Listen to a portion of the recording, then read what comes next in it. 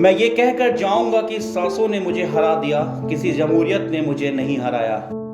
ये कहना था बिहार के सिवान के आरजेडी से पूर्व सांसद व बाहुबली साहब कहे जाने वाले मोहम्मद शहाबुद्दीन का।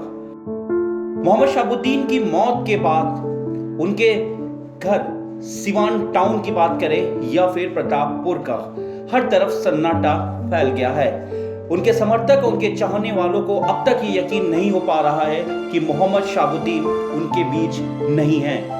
ये मंजर उस वक्त भी देखने को मिला था जब उनके समर्थक और उनके चाहने वाले जब मोहम्मद शहाबुद्दीन के शव को लेने के लिए दिल्ली के डीडीयू अस्पताल भी पहुंचे थे। कहते हैं कि मोहम्मद शहाबुद्दीन एक वक्त 1995 के बाद एक ऐसा नाम था कि सिवान की पहचान मोहम्मद शहाबुद्दीन से भी की जाती थी। मोहम्मद शहाबुद्दीन को शेर सिवान, बाहुबली और साहब से भी कॉल करके बुलाया जाता था। आज जब हम ग्राउंड रिपोर्टिंग के लिए उनके सिवान टाउन हॉल घर पहुंचे तो पता चला कि उनका ये घर जो एक कोठी नुमा है, वीरान पड़ा हुआ है। सिर्फ एक गार्ड जो उस घर के बाहर है वो इस घर की रखवाली कर रहा है।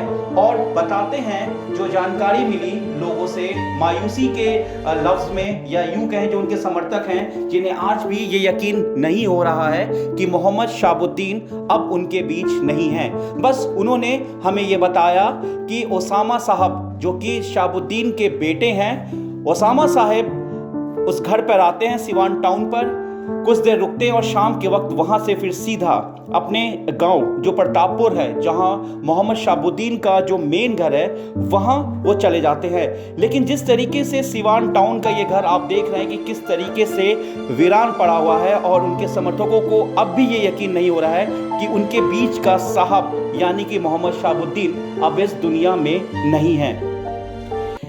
ये गांव प्रतापपुर है जहां हम इस वक्त पहुंचे, और आप देख सकते हैं कि गांव के बीच और ये बाहर ये जो वीरान जो हवेली है, ये मोहम्मद शहाबुद्दीन जिन्हें साहब और बाहुबली भी कहा जाता है, ये उनका ये हवेली है जो इस वक्त वीरान पड़ा हुआ है। आप देख सकते हैं कि हर तरफ सन्नाटा पसरा है। कभी बताते हैं कि यहाँ पर गाड़ियों से लेकर लोगों का तांता लगा रहता था, और इसी बीच शहाबुद्दीन एक रौब अंदाज में लोगों के बीच बैठे मिलते थे। लेकिन अब ये हवेली पूरी तरीके से वीरान हो गया है। उनकी हवेली के पास ही एक नया जो उनका एक मकान बना हुआ जो बिल्कुल कोठी नुमा मकान है।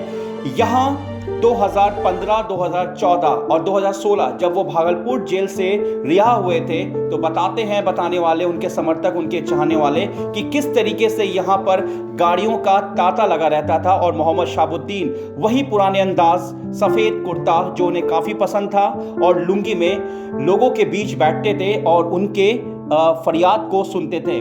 लेकिन ये घर जो है आप देख सकते हैं कि इस वक्त यहाँ पर सिर्फ कुर्सियाँ पड़ी हुई हैं, और इसी घर से कुछ दूर लोग जो उनसे मिलने जुलने आ रहे हैं वो लोग बस इस इंतज़ार में हैं कि जो ओसामा साहब जो उनके बेटे हैं वो उनसे मुलाकात करें। लेकिन उनके चाहने वाले और परिवार की लोगों की माने तो ओसामा किसी से भी खुलकर कोई बात नहीं कर रहे हैं, क्योंकि कहीं ना कहीं बाहुबली और साहब कहे जाने वाले मोहम्मद शहाबुद्दीन के बेटे ओसामा भी अपने पिता की मौत को लेकर कहीं ना कहीं गमगीन हैं। तो आप देख सकते हैं कि इस वक्त किस तरीके से लगातार जो लोग हैं वो यहाँ आ जा रहे हैं और मोहम्मद शहाबुद्दीन के बेटे ओसामा साहब से मिल रहे हैं और उनको एक हमदर्दी और ढाढ़स भी दे रहे हैं। लेकिन इन सब में ये भी है कि मोहम्मद शहाबुद्दीन की जो पत्नी हिना साहब हैं वो इस वक्त अपने घर में ही हैं और वो इस वक्त किसी से भी नहीं मिल रही हैं। तो देख सकते हैं कि ये मोहम्मद शहाबुद्दीन के प्रतापपुर गांव का ये मकान है जो उनकी पुरानी हवेली है, और पुरानी हवेली से लेकर ये जो नई हवेली है वो किस तरीके से वीरान पड़ा हुआ है।